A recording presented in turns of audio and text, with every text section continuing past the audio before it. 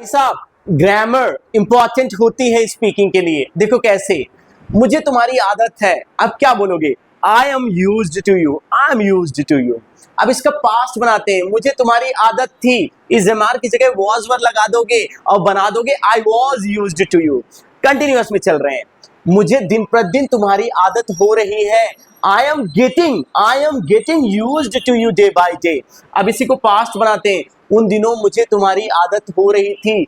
Those days I was getting used to you। अब complete करते हैं इसी को, मुझे तुम्हारी आदत हो गई है। I have got used to you। अब मुझे तुम्हारी आदत हो गई थी।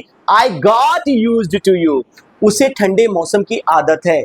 He is used to the cold weather थी। He was used to the cold weather हो रही है। He is getting used to the cold weather हो रही थी। He was getting used to the cold weather हो गई है।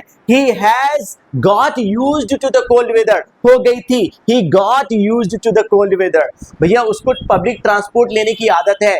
He is used to taking public transport हो रही है आदत। He is getting used to taking public transport आदत हो गई उसकी पब्लिक ट्रांसपोर्ट लेने की। He has got used to taking public transport आदत थी। He was used to taking public transport और हो रही थी। He was getting used to taking public transport और हो गई थी। He got used to taking public transport। देखा, ग्रामर इजी है अगर आप प्रैक्टिस करो तो। और ऐसी यूजफुल वीडियोस के लिए इस पेज को फॉलो करो। Thank you so much.